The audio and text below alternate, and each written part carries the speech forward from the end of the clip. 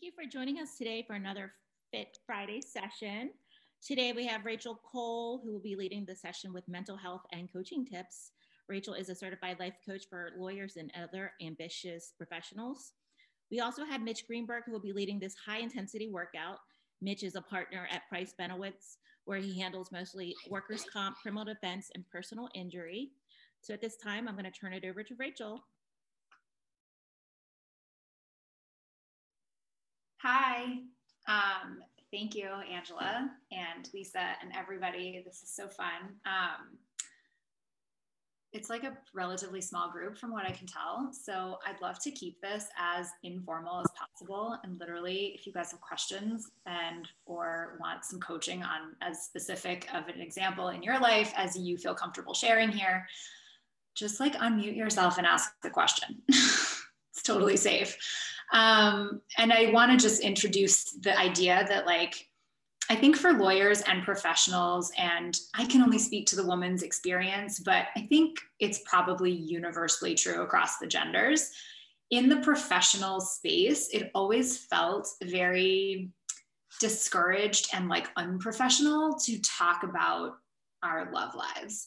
Like, it felt like something you weren't really supposed to be that worried about at work, or something that, like, at work you were supposed to like pretend and keep your nose down. That, like, I always felt like my love life was like fluffy and stupid, and like my bosses never wanted me to have a better love life. Saying I was leaving work to go on a date was like a dumb reason to leave the office. Like, I had all these thoughts about how I should just like be a professional, career comes first. And I do think lots of professionals feel that way, but particularly lawyers have this very, like, my clients, my practice, my love of the law comes first. And that for me was ingrained as early as in law school, when we had a success coach, and I use quotes because I don't think she taught success well, but she was like, you don't have time for love during law school. Like, break up with your college boyfriend. She literally said that. And she was like, just focus on like the next 3 years. And it's like, that's great if being a lawyer is easier than a law student, but I don't think it was. I actually think, looking back, law school was probably a lot more low key than being a practicing attorney. And so if you're culturing yourself that early on to table your personal self and your personal life and put law school first, why would that change once you begin practicing law? If anything, it's just going to get worse.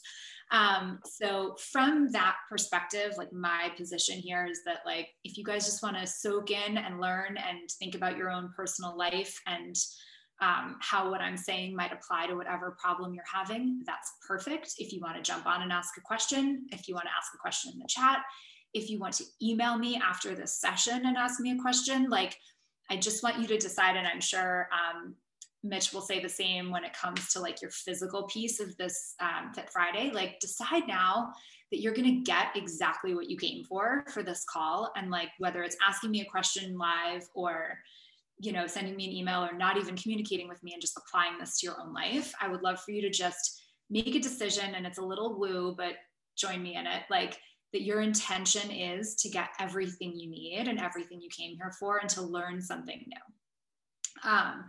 So with that, a little bit about my like journey from practicing lawyer to life coach, which, like, I certainly had my own hangups about in DC in particular, when I was like going to networking events pre-COVID, and I was like, I'm a life coach. People were like, what? So I came to this work not really in an intentional way. I was a practicing lawyer for 12 years. Most of that time I was a prosecutor in Montgomery County and then in Baltimore City.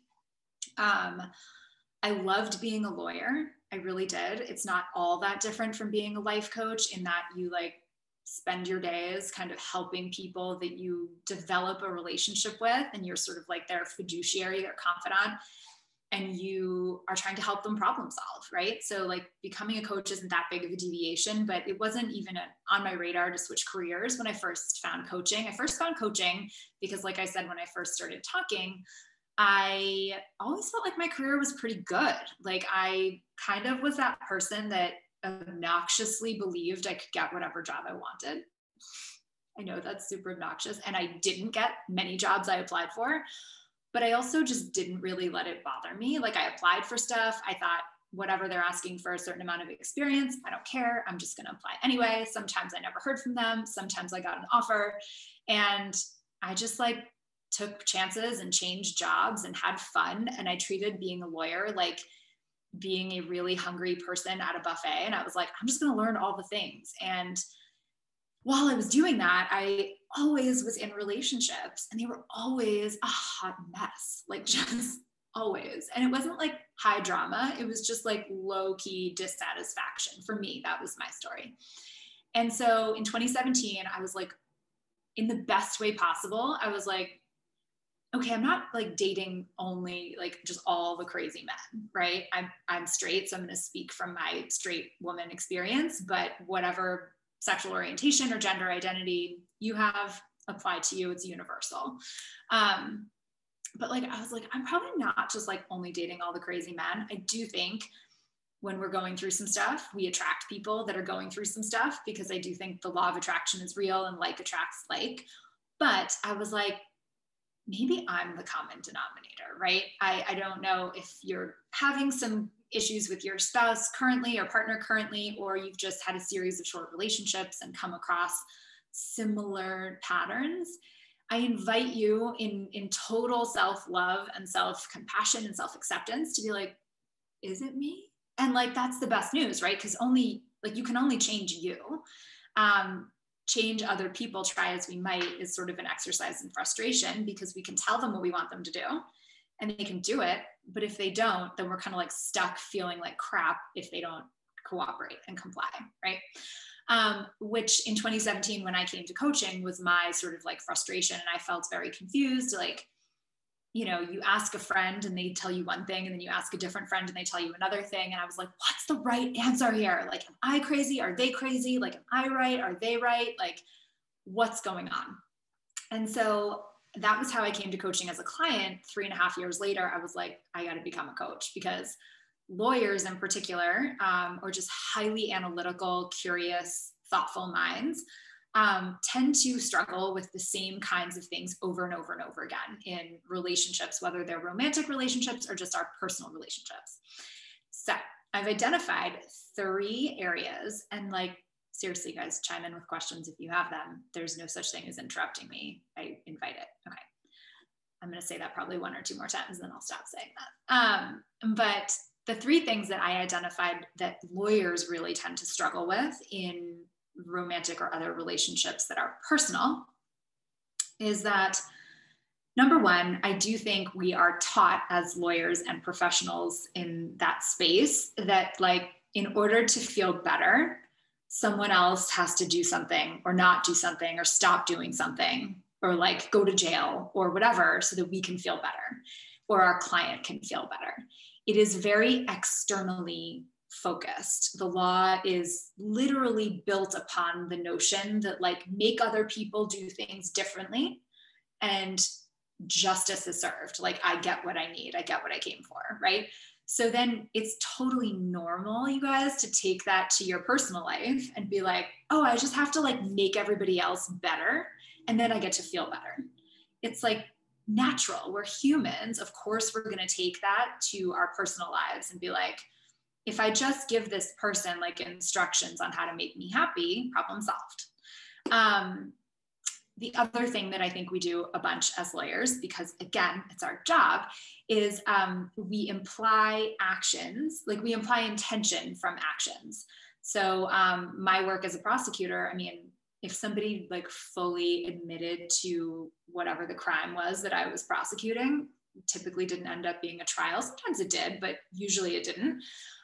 So often at trial, it was literally my job to be like, this person did all these things, therefore they intended to commit this crime that they're not admitting to. So again, no surprise that in our personal lives, we're like, you didn't call, you didn't say this, you didn't text me this time. Like, obviously it means you don't care, right? Because like, that's our job. We're like, actions, actions, actions, actions, they mean this. You're welcome, case closed, right? So we do that in our personal lives, and it doesn't always work that way in the same way that it does in the law, but like, we're just so accustomed to living our professional lives that way. And again, because the law can be such a all-consuming profession. It's totally normal that this kind of thing might happen. And the last thing that I think we do, and again, I don't think just lawyers do this, but I think lawyers do it a lot, is we use the past to be a predictor indicator of the future. And this just makes good sense, right? We rely on like precedent and we look at similar fact patterns and we're like, well, if this happened in this case and our facts are this, like it's probably going to happen here. And while that really does work well in the law, because again, we're coming at the law from kind of preparing all of the scenarios from best case to worst case and like everything in between, that kind of sucks in our personal life, right? To like be always doomsday prepping and being like, okay, here's the best case scenario and the worst case scenario, and here's everything that can happen in between. And because it happened like this in my last relationship, it's going to happen like this with you. So again, you're welcome, case closed. I proved my case. Like how many of you guys, and again, you don't have to share, but just clock it in your own brain, have been told by a significant other, even if that significant other is also a lawyer, stop lawyering me. Right? It's like, thank you for your honesty, Mitch. I appreciate that. Me too, by the way. It's like, I can talk about it because I heard it myself so many times and I heard it from lawyers and non-lawyers. So there's like no distinction. It was me, right? Again, an invitation to look at myself and be like, is this my thing? So I say all of these because while they're very strong, solid skill sets, and while I found myself very confused, like, wait, but I'm a good lawyer. Like, I do well at work, I get promoted, I get jobs, like this is working for me. When I tried to bring it home, it like definitely wasn't working for me. So these things don't help us in our interpersonal relationships. And the solve for today, there's so much in this space to unpack and so much that I work on with clients over the course of 6 months of working with them on sort of untangling some of these things. But the thing I want to share with you today, which again, just like coming back to your decision to get exactly what you came for, if you can just decide to like, give me the benefit of the doubt and try this once, like one time in your personal relationships with whoever in your life is your source of like that knot in your stomach where you're just like, oh, do this differently. Like whoever that is in your life, I want you to just try this tool with them. Because the reason you feel that like, and you want them to do something different is because like you love them, you care about them. You don't want to just like be like, bye, and ignore them like the crazy driver that honked and gave you the finger, right? There's somebody that you love. You want to like keep them in your life, but you also want them to do something different so that they stop pissing you off. And you can't have it both ways. Unfortunately, I wish I could teach you how to like change other people, because then I'd be a millionaire and we'd all be like really happy just changing everybody else. But I can't. All I can teach you is how to change yourself. So with that, this tool is called separating story from fact.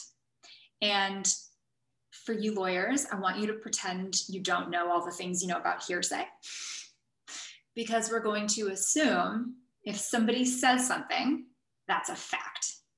So for example, if somebody says, I don't want to date you, right? Like that happened. It's true. It's not your thought. It's not your story. It's literally true. They said, I don't want to date you. So when people say things, that's a great test for like, okay, this is a fact in the world.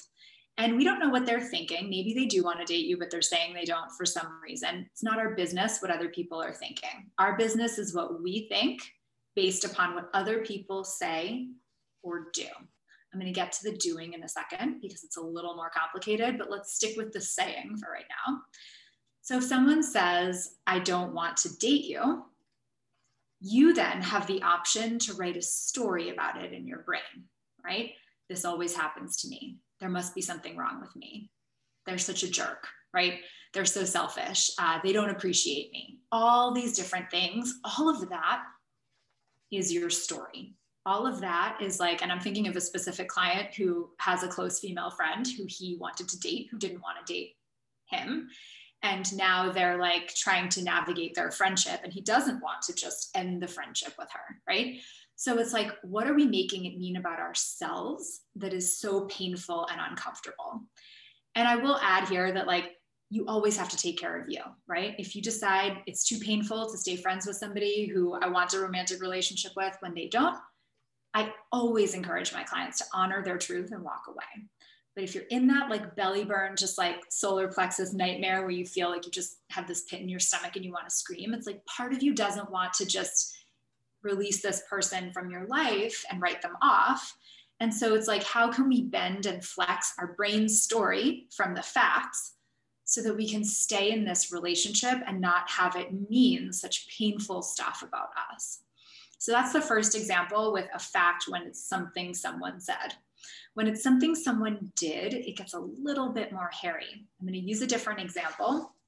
I have a different client who feels very fixated on contact early on in the relationship. And by contact, I mean text messaging. And we all have text messaging drama, right? Because we're all like, how hard is it to send a freaking text? You can write a text message in 30 seconds, be in touch.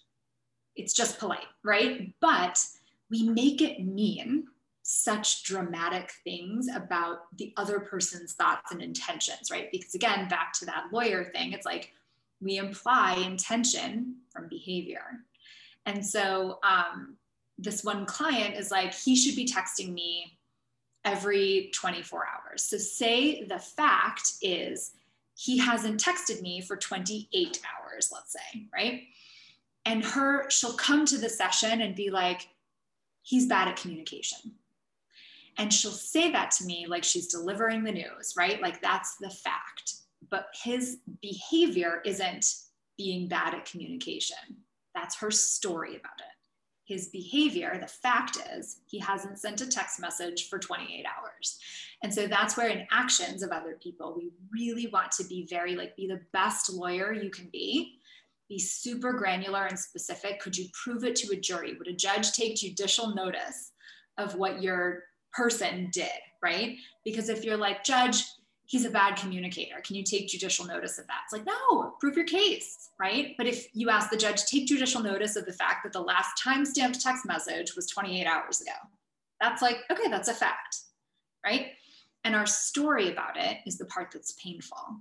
She's dating this guy. He hasn't texted for 28 hours. Her story about it is, man, I really like this guy, but he's a bad communicator. And that's really uncomfortable because she likes him. She wants to keep dating him. And at the same time, he's a bad communicator. So it's like there's conflict there that feels like that burn in your stomach. And us lawyers, it's like, again, own what works for you, right? If you're somebody who's like 28 hours is too long, I don't tolerate it, it's a no for me, fine. But what we sometimes do is we have that thought, we're like, it's too long, it's a no for me, but I'm just gonna like be a good lawyer and like threaten litigation and tell them what I like think and want them to do and like lean on them to do something different. And then it's like, maybe they'll do something different and we get to feel better. But the problem is here, like leaning on people with the threat of litigation works at work, but it's work. You get paid hundreds of dollars an hour to do that because it's like not the natural way of the world, right? And when we do that in our personal lives, it's not like the defendant, when you file suit, is like, suddenly I've had a change of heart and I'm like willing to pay because I love you and I care about you and I want you to be better, right? The defendant has a change of heart when they've been found responsible and the judge is like, you have to pay. We don't want that kind of dynamic in our personal relationships, right? We may think we do. We may think I'll just feel better if he does what I want. But when we actually play that out and we're like, hey, I need you to do this. I need you to text me every 24 hours. If you're making it mean, he cares about me, he's thinking about me, he's communicating with me, like when you've had to lean on him to get him to do it or her, to get them to do it, it doesn't feel as authentic, right? So if you have that intention of like, this means something significant about our relationship, when you've had to like make the ask and lean on them and make them do something differently, it doesn't feel as authentic and doesn't shift your feelings about it in the way that you might have expected.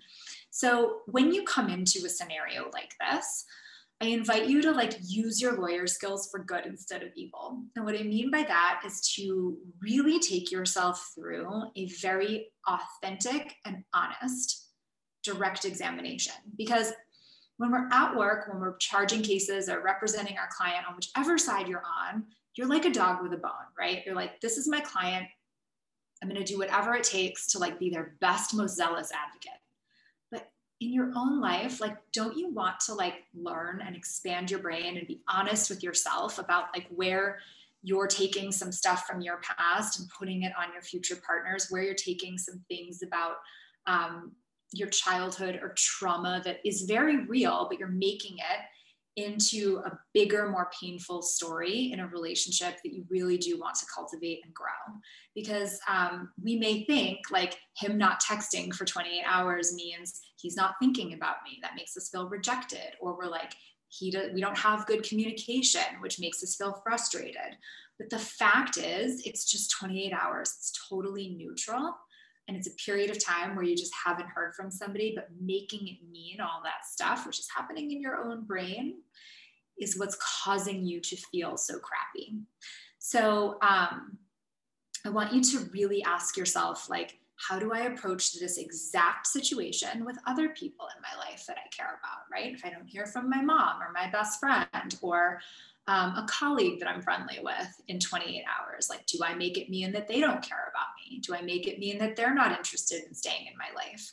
Do I make it mean that they're not thinking about me? How much do I think about other people, even if I'm not constantly in contact with them? Because in fact, you're thinking about the person right now and you're not texting them either. So it's like, maybe they're doing the same.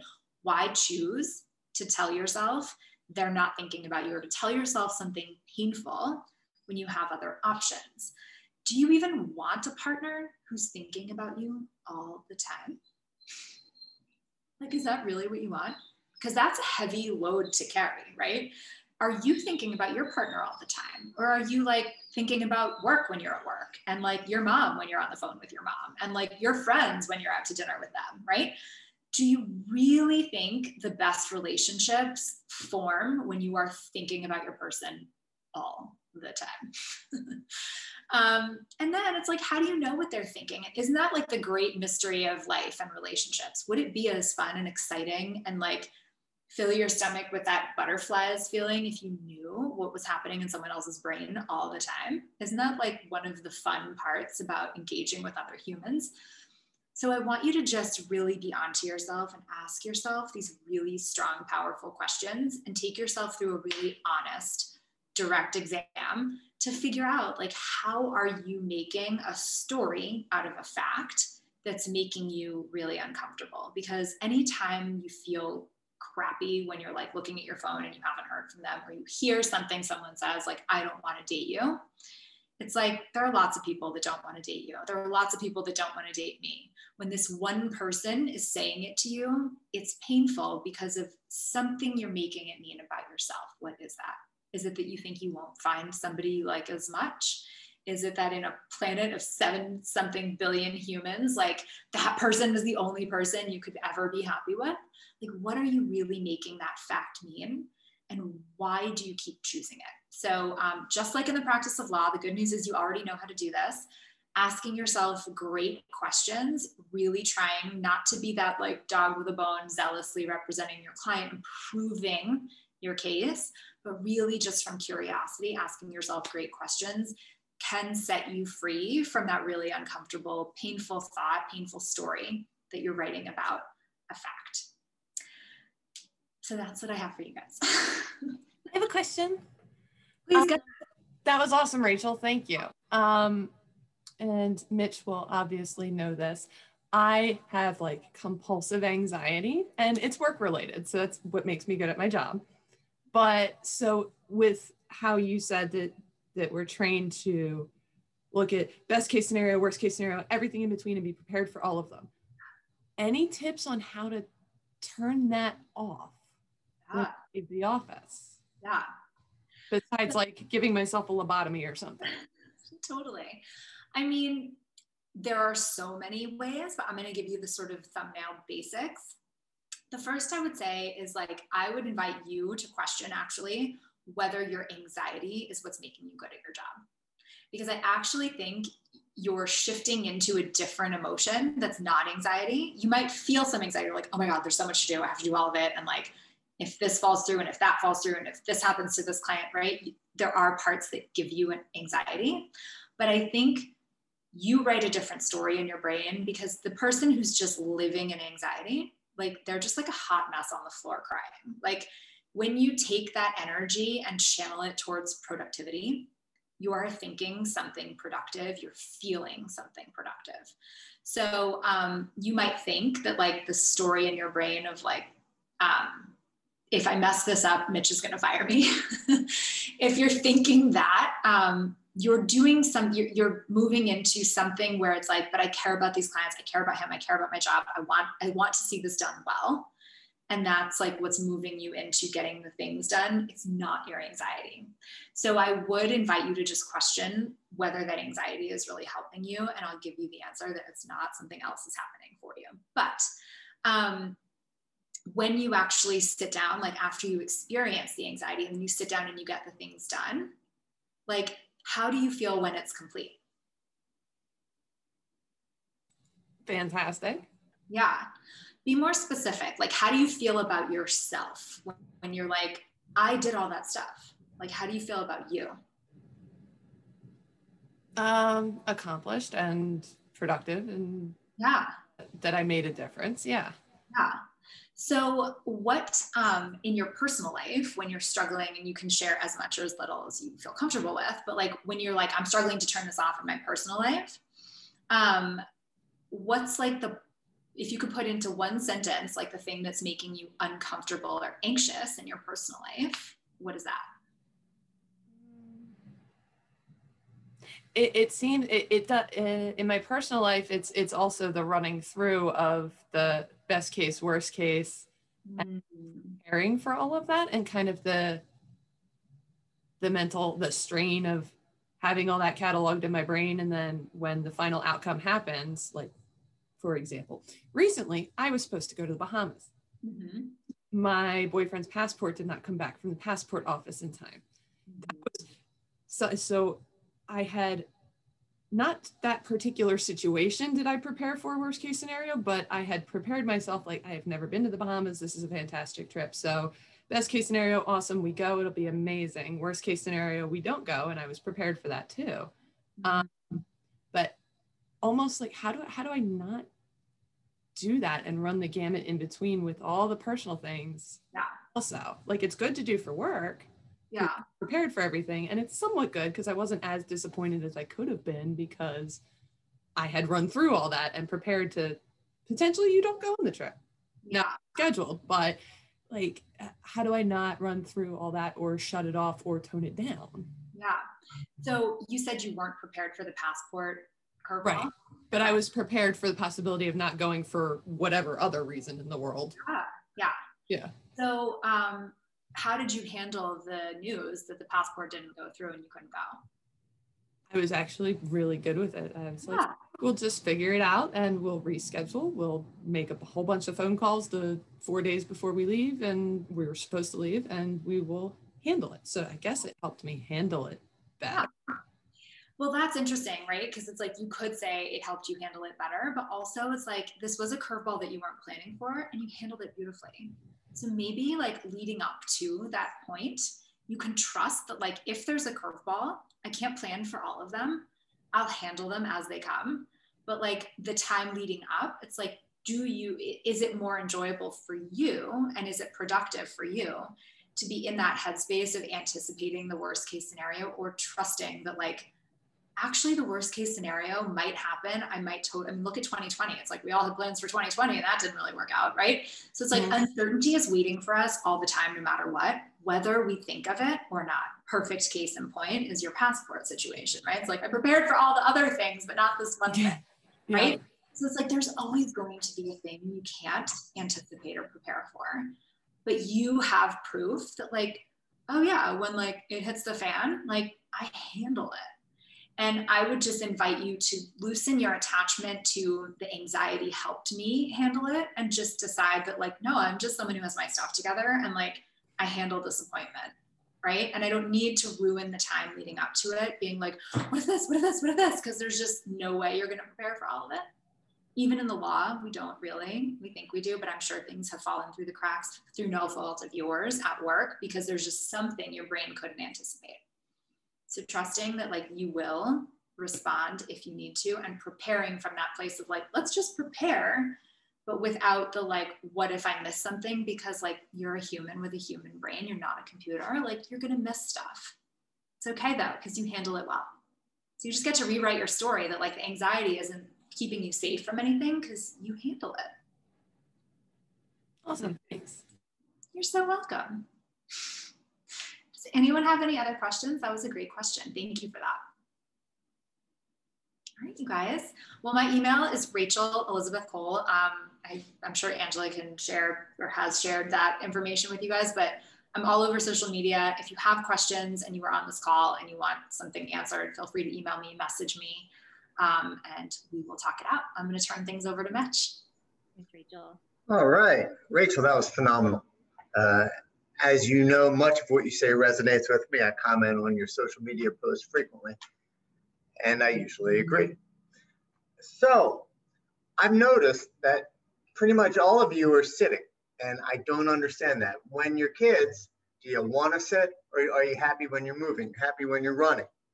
But you're all sitting. You don't have to be sitting. There's no rule that says you have to sit on a Zoominar. So why don't you all stand up right now? I happen to have a standing desk because it makes me happy, and moving makes me happy. I go crazy when I don't, as Elena can tell you.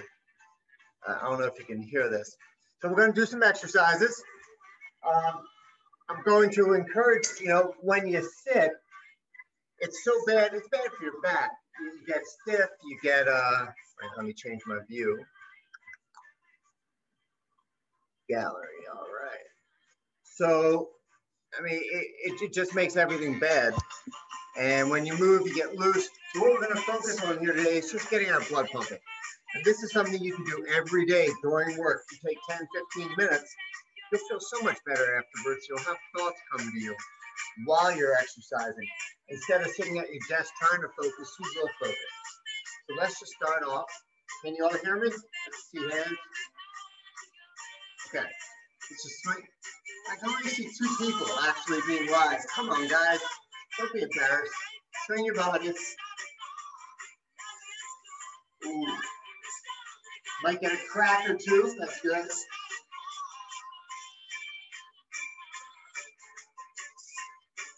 Okay, let's reach up and over. Oh, feel your side open up. Feel the ribs open. Feel your hips open. Everything gets longer on the side. That didn't come out the way I wanted, but hey, other side.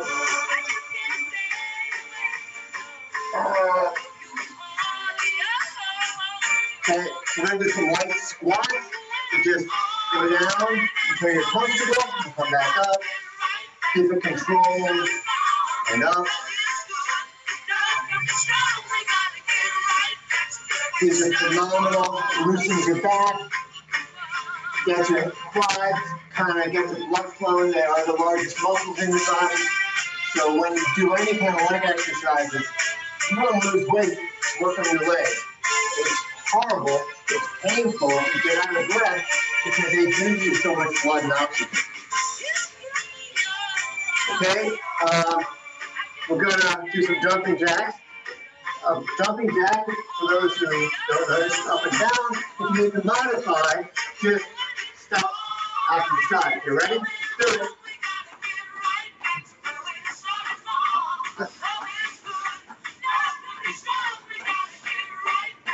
It's a great exercise for your calf muscles, your shoulders are loosen up.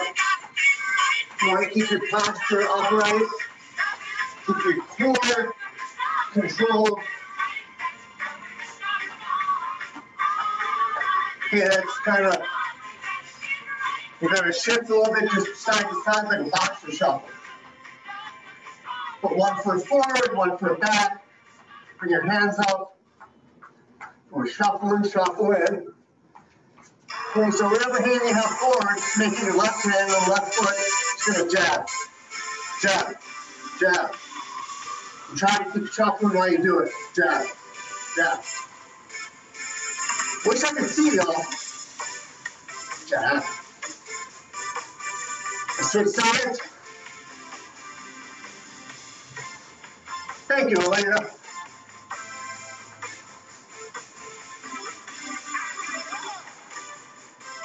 And back to left side. We're going to do jab, cross. Jab, cross. Left, right. And you're going to turn at the hip. You're going to pivot. Punch and pivot. Punch, pivot. Jab, cross. Jab, cross. Jab, cross. Switch side. Jab, cross.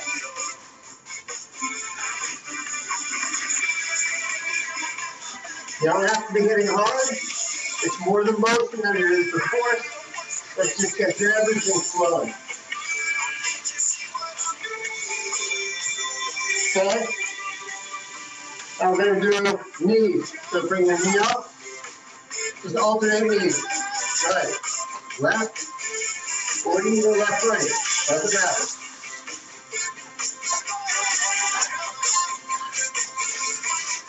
Keep your core tight for these.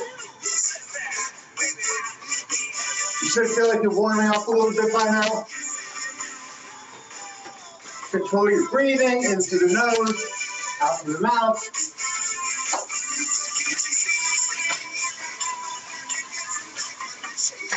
Okay, now we're going to change the knees into snap kick.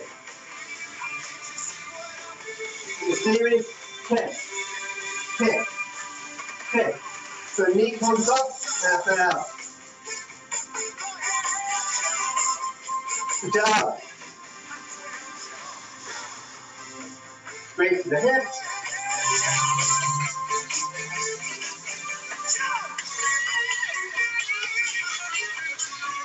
Okay, now we're going to do a turning kick, which is basically, or roundhouse kick.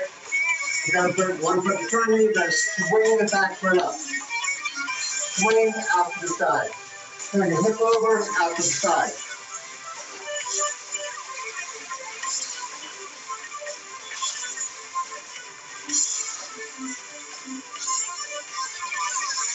Excellent for the hips. Most people have very tight hips, and I'm going to stretch out it later. And when they're tight hips, your back gets tight. The back gets tight, your neck gets tight, your shoulders get tight. Other side, other leg. You don't have to kick high. You can't kick higher than someone's knee, fine, kick your knee. Do you kick the face? Kick the face. Most fighters, believe it or not, in real situations, you don't do face kicks. Harder to hit and you go off balance. The best kick in a real fight, you want to go low. So you're not likely to miss and it's harder to block. Okay, let's shuffle a little bit. Now we're going to put these together. We're going to do snap kick, jab, cross. Okay, so snap, jab, cross. Snap, jab, cross. Snap, jab, cross. Snap. Let's go. Way to go, everyone. Those of you I can see, great job. A lot of courage. Ted, you're the man.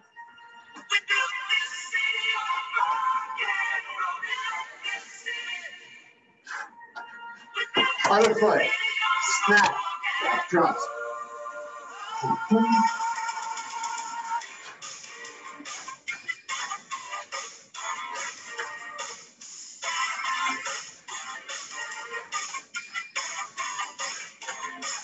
And one more. Okay, now we're going to do a little stretching. So you want to spread your legs. One more shoulder width. Arms out the side. You're going to take your left hand down, touch your right foot. Try to keep your knees straight if you can. So you get a stretch in the hamstring. And just stay loose. Don't force it. Come back up. Other side.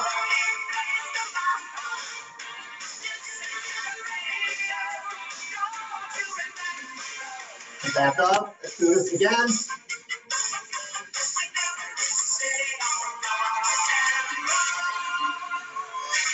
And back to the other side. and back up. Okay, we're gonna do some lunges. Now, you haven't done lunge before.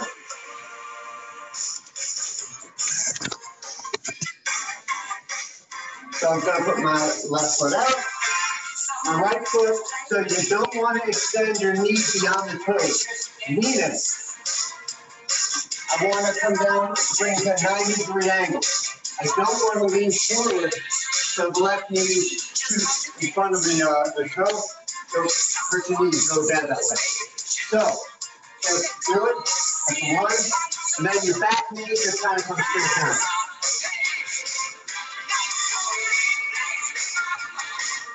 And back up, again. Again, down, and up. Again, forward. And last one, 5. Quick leg. Okay, get bad knees and go as far as you can. 1, down. 2, down, 3, down, 4, and last one, down, 5. If you're doing these on your own, you want to increase the difficulty. You do them plyometrically, work your gaze down, and jump in between. Jump in between. You get tired really fast doing those. Okay, we're going to do some push-ups. You don't want to get down on the floor, use your chair. Put your hands on your chair, put your hands on the wall. If you don't want to have your full body weight, you can lean against the wall and do it. Okay, everyone get in a push-up position. Wherever you want to do it. And if you want to put your knees down, you can. That's a modified position, or you can have straight body. If you do a straight body, make sure you keep your back straight, don't sag. And don't go up too high. I want to be straight. Oh, hello. Okay, ready? Go. 1, 2, my legs. Down. 3, and 4, and 5, 6, 7, 8, 9, and 10. Okay? Trying to take out the wrist. Move them around. Great job. Okay. What is that? It's a really good practice. Okay, what we're going to do now is mountain climbers. So you can do those.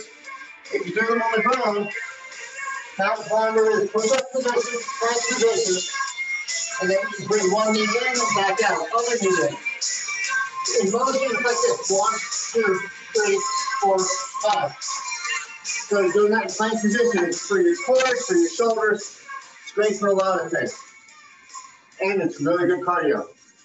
So everyone get in position. If you want to be up on a chair with your hands, go for it. Let's go. Plank position. Mountain climbers. I will count them off. And let's go. 1, 2, 3, 1, 1, 2, 3, 2, 1, 2, 3, 3, 1, 2, 3, 4, 1, 2, 3, 5, 1, 2, 3, 6, 1, 2, 3, 7, 2, 3, 8, 2, 3, 9, 1, 2, 3, 10. Good job. While we're down here, we're going to do some abs. So, a couple ways to work your abs. You can do standard crunches or planks, stuff on the ground. Well, but you can also work your abs, what we did before with the knees. That's core. Front kicks are core. Punches, it's core. Everything works your core if you keep yourself tight and flexed while you're doing it and breathe. Everything works, of course, so you don't have to lay down. But we are going to. So, on the ground, if you're comfortable doing it. If not, you can modify by just raising the knees. Okay, so on the ground, And we're going to just do crunches. We're going to come up and we're going to hold it and go back down. Ready? Up. Down 1. Up. 2. Thank you. Up. 3. Up. 4. And modify your knees up. Up.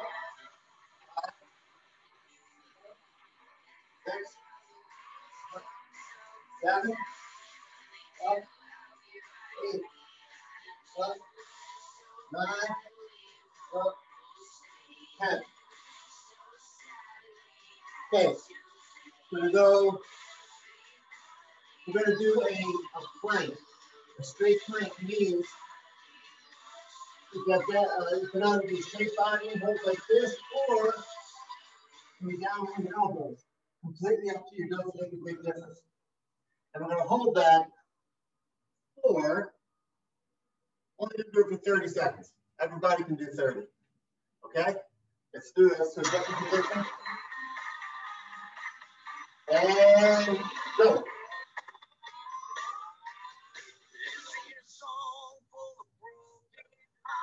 10.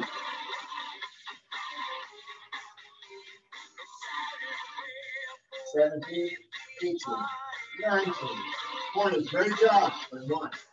Keep your body tight and straight. 7, 8, 9, and 3. Relaxing. You can loosen your lower back just to side corners. You fold yourself back, straighten your arms. Just relax down. That kind of relaxes the shoulders and the back. Let's get back to our feet.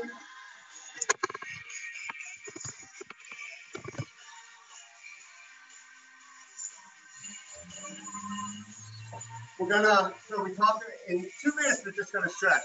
But before we stretch, we're gonna do a little more exercises. This time we are gonna focus on the low back. Because so many people do crunches all day, they do sit-ups all day, but then they don't balance the muscles. And any lack of balance, any imbalance is gonna cause problems. So, if you want to hold on to something, balance yourself, you can. Pick a wall, pick a chair, and you're just gonna raise your leg back. 1, 2, 3. Okay, you guys ready? Let's do it. And if you balance, it's gonna fun. Just do that too.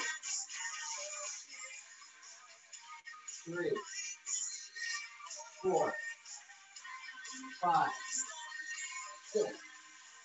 Try to do a straight leg. If you need to bend, you can. 8, 9, and 10. Which way? 1, 2, 3, 4, 6, 7, 8, 9, and 10. Okay, great job. Now we're going to do some stretches. You guys are going to like this because this all feels good.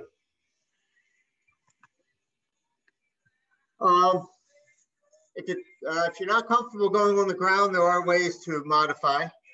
But let's, so what we're going to do now is to stretch your hips. In yoga, I think they call it a pigeon or something in Sanskrit. The way to do it standing, so you want to cross your ankle over your knee, and then bend down. Bend. Try to balance yourself with something.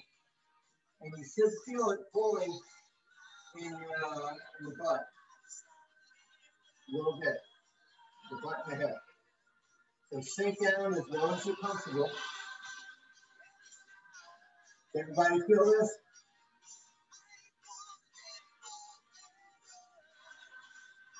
Okay, switch legs.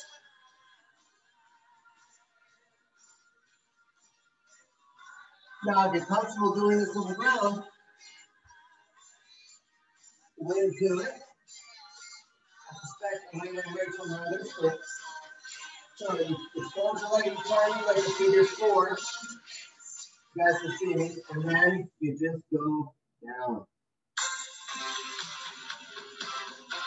And relax into it. But either way, it's just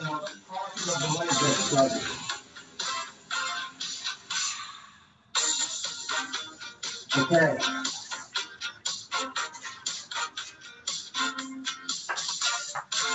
This is a butterfly head crate. You do it standing or sitting. You do it standing, you want to come down, squat down.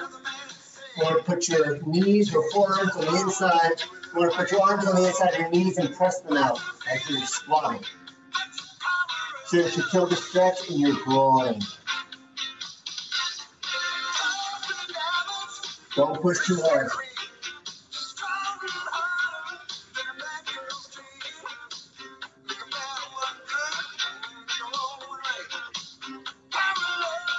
Backing out of it.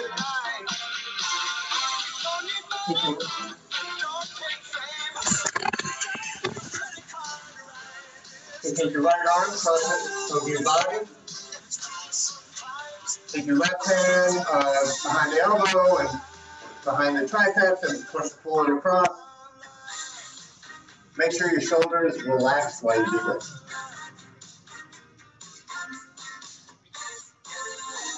Now take that arm and put it down your back. Take your other hand and pull it backwards. Pull the elbow. Guys look great.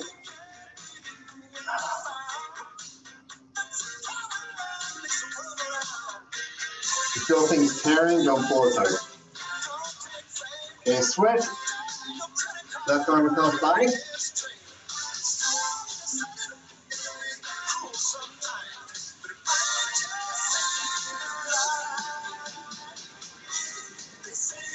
Now down your back.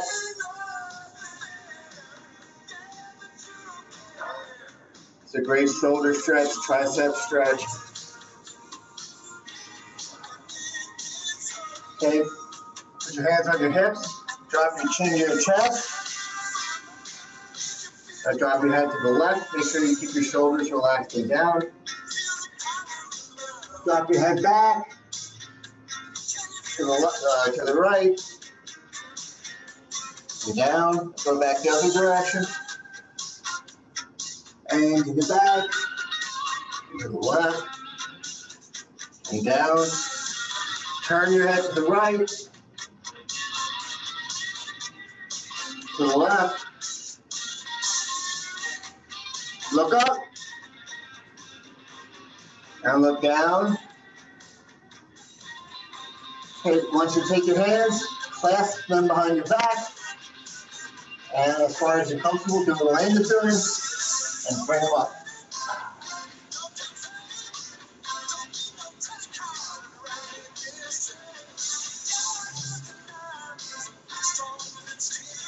The important thing is don't force any of these.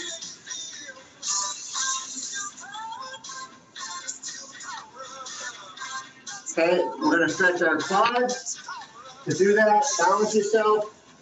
I like to use my opposite hand. So grab your right ankle with your left hand and pull it back slightly across your body, but mostly back. Keep your knees together and press your hips forward, and you should feel the stretch in a little bit in your hip, mostly in your quadriceps, the big muscles in the front of your leg.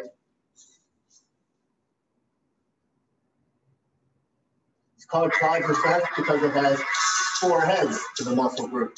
Triceps have 3, biceps have 2. Okay, now switch.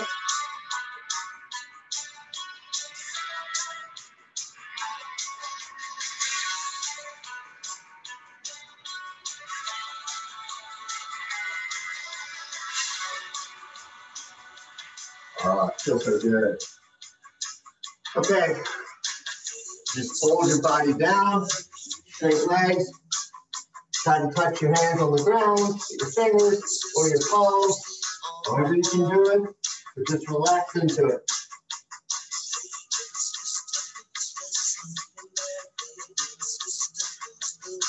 And come back up slowly, gently. All right, everyone, great job. Thank you for coming. And thanks to the State Bar for letting us do this. And Angela. I said, thank you so much. We're going to have you come back. Thank you. All right. Thanks, everybody, for joining us. Have a great day. Thanks, Mitch. Great job, Mitch. Good job, everyone.